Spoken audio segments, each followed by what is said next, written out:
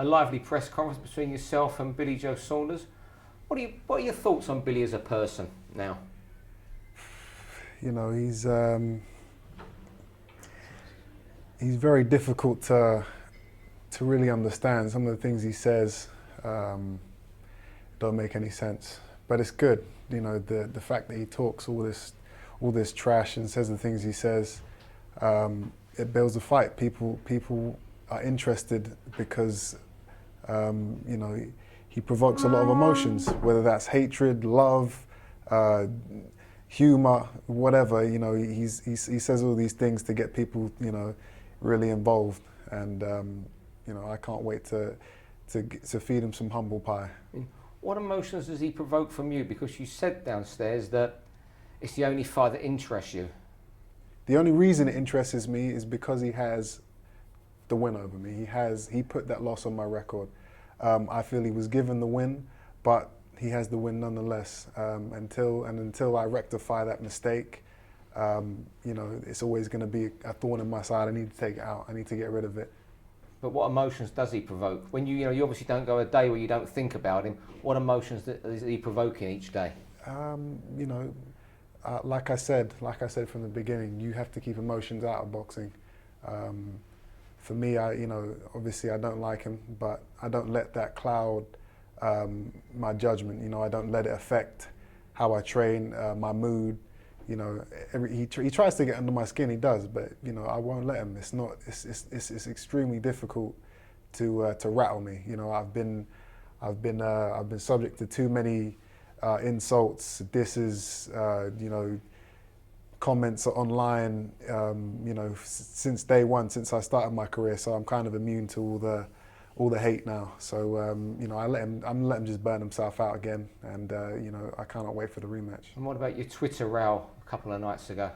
Yeah, you know, usually I stay out of it. I just, you know, because he writes just crap every once in a while, and most of the time I just ignore it. But you know, he got me to bite on that last one.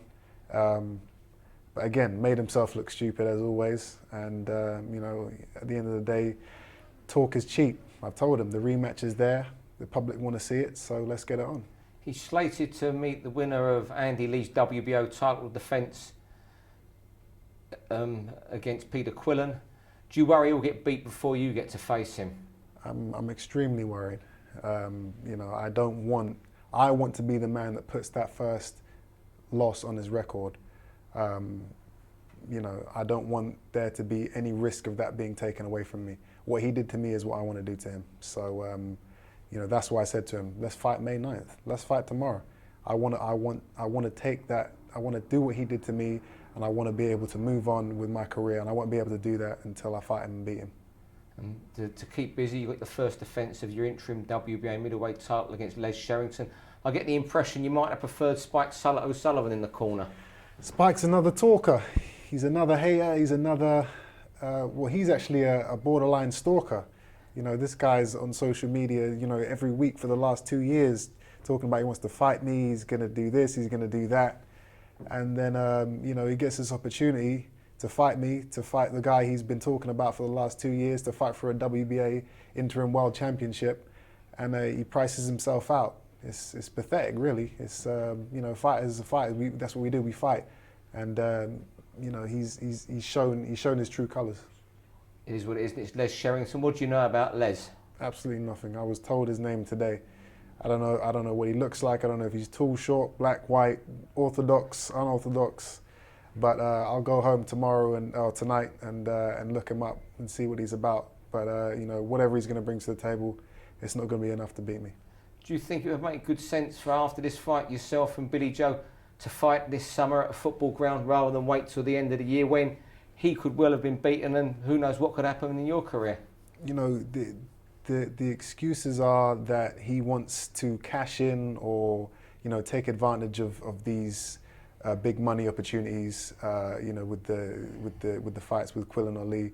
The truth is that he won't get paid anywhere near as much as he will if he fights me. So if he's worried about the money, you know, I'm the man to fight. And on top of that, this is a fight that the British public want to see. That should be over and above everything else. Forget the money, forget the belts. The British public want to see us fight again. And you know, so I can only hope that that message gets through to him, and then he decides to take the rematch in the summer instead of looking elsewhere.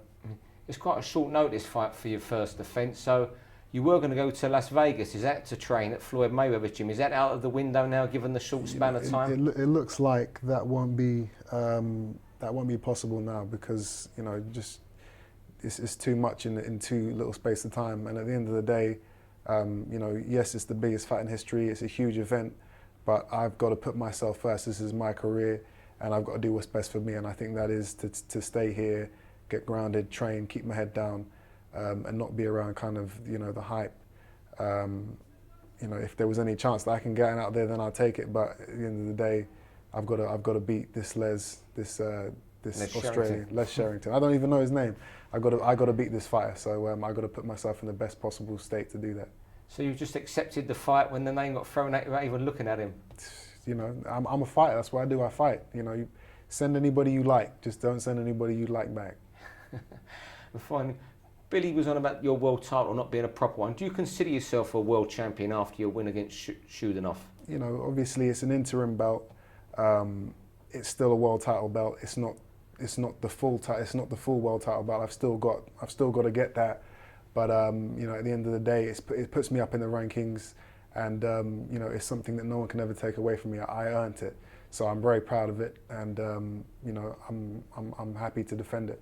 Also, your fan base that night against Chudanov, it was a fantastic reception. You got coming to the ring and leaving the ring, where you proved your mettle in there. Your dad, it took him a lot longer to be accepted by the British public. Do you feel you're getting accepted a lot quicker than your father did? Slowly but surely. You know, I've still got my haters, I've still got my doubters, but you know, people are starting to see now that I am, you know, the real deal. That I'm fully committed. That I'm a serious fighter, and that, you know, I take this sport. You know, this is my life, and people are starting to see that now, and they respect that.